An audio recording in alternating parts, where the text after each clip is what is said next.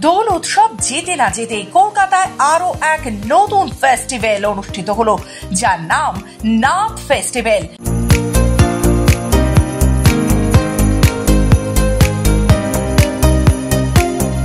নাদের বয়স মোটে 4, শাস্ত্রীয় সঙ্গীতের জগতে ঐতিহ্যের নতুন পালক। কিন্তু এই 4 বছরেই কলকাতার মানুষের মন জয় করে নিয়েছে এই সঙ্গীতানুষ্ঠান। ভারতীয় বিদ্যাভবন এবং পণ্ডিত শঙ্কর ঘোষ তবলা ফাউন্ডেশনের যৌথ উদ্যোগে বসন্ত সন্ধ্যায় অনুষ্ঠিত হয় নাদের আসর। টানা 3 দিন জিডি বিড়লা সভাঘরে সন্ধে 6টা থেকে অনুষ্ঠিত হলো। এই অনুষ্ঠানে শাস্ত্রীয় সঙ্গীতের তাবর তাবর শিল্পীরা অনুষ্ঠানে অংশগ্রহণ করেছিলেন। এই অনুষ্ঠানে ছিলেন পণ্ডিত বিক্রম ঘোষ ছাড়াও আরো বিভিন্ন গণ্যমান্য কলা কুশলী। See, Naad is something which we had conceptualized 3 years back, and this is the 4th season which we are having this particular festival. It's a great festival curated by Pandit Bikram Ghosh. He is a very, very brilliant and a very innovative curator, I would say, who has been curating festivals throughout India and abroad. And Bharati Vidya Bhavan is very lucky to have him on our board to curate this particular Naad. And this year, the 4th season which we have, it's totally different from what we had in the last 3 seasons. Absolutely mesmerizing performances which is being done by all the artists. And today we are having this harmonium solo, something which is unheard of in Indian music or Indian classical music for a very, very long period of time. And the performance is something should be experienced by the people.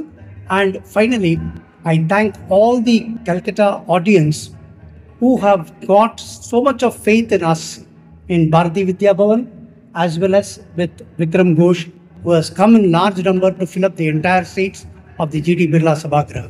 Thank you. আমার মাথা এখনো নড়ছে because ওখানে এখনো programme হচ্ছে। খুব সুন্দর সুন্দর artist, and I'm really happy that audience Nath Festival Season 4 এত সাকসেসফুল করেছে। We are really grateful to everyone for coming and make it so successful. And thanks to Bikram যে এত সুন্দর কিউরেশন করেছে, এইরকম কিউরেশন কলকাতার অডিয়েন্সে দেখেনি। সো আপনারা নিশ্চয়ই নেক্সট সিজনেও আসবেন। অ্যান্ড ভারতীয় বিদ্যা ভবন, they are so much supportive to this kind of concept. We are really grateful to them and all the artists. আমি কার নাম নেই, বিক্রম নিশ্চয়ই নাম বলেছে, আমি বলে লাভ নেই। কারণ এই ধরনের ইন্ডিয়ান ক্লাসিক্যাল মিউজিকটাকে সবার কাছে প্রিয় করে নিয়ে আসাটা একটা অন্য ধরনের কিউরেশন, সেটা আর প্রত্যেকবার জিডি বিড়লা সভাঘরে এটা হয়। অ্যান্ড আশা করি আপনাদের আশীর্বাদ থাকবে, ওটা এরকমই চলবে। Thank you so much. আমি কিউরেশনটাকে এখন খুব সিরিয়াসলি নিই। এখানে কিউরেশন করছি নাদে 4 বছর হলো। কিছু লোকে হয়তো ভুলে গেছে, কিন্তু 5 বছর লাইভ ইন সিরিজ করেছি সিদ্ধার সঙ্গে, যেটাতে অন্তত 450 কনসার্ট কিউরেট করেছিলাম সেই সময়টা। সেরেন্ডিপিটি গোয়াতে কিউরেট করি, সেখানেও অনেক ধরনের শো করি। দ্য আইডিয়া ইজ যে আজকের তারিখে কিন্তু মিউজিক শোনার অডিয়েন্স বিশাল। মানুষ কিন্তু এটা একটা ভুল ধারণা যে খালি তারা বলিউড শোনে, তারা খালি সিনেমা সঙ্গীত শোনে, না, একদমই না। উল্টোটা, যদি এখন গিয়ে দেখা যায় যে আমাদের হলে টিকিট কেটে যতগুলো লোক এসছে, যদি আমরা গিয়ে একটা সিনেমা হলে ঢুকি, দেখবি যে তার থেকে অনেক অনেক অনেক কম মানুষ কিন্তু মিউজিক শুনতে আসে এবং আমাদের কনসার্ট ভর্তি করে আসে। আর আমাদের কনসার্ট না হলেও আসে অনেকের, ভালো আর্টিস্ট ইয়াং গান বাজনা করছে, তাদের কনসার্ট শুনতেও হল ভর্তি হয়। তো এতখানি যখন ডিমান্ড আছে, আমরা কেন সেটা দেব না? নাথ ফেস্টিভ্যালে আমি যেটা করার চেষ্টা করি এখন স্পেশালি, যে ক্লাসিক্যাল থেকে শুরু করে ক্লাসিক্যাল ভিত্তিক যতগুলো ফর্ম আছে সেইগুলোকে সামনে নিয়ে আসা।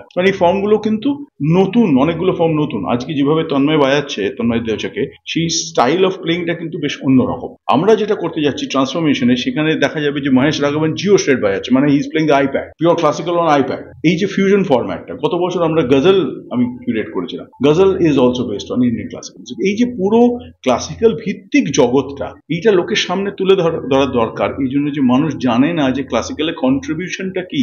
আপনারা যা শুনছেন তার একটা বিশাল অংশ কিন্তু ক্লাসিক্যাল থেকেই এসেছে।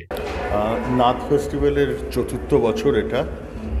বিক্রম আমার প্রিয় বন্ধু এবং পণ্ডিত বিক্রম ঘোষ এটা গত 4 বছর ধরে কিউরেট করছে।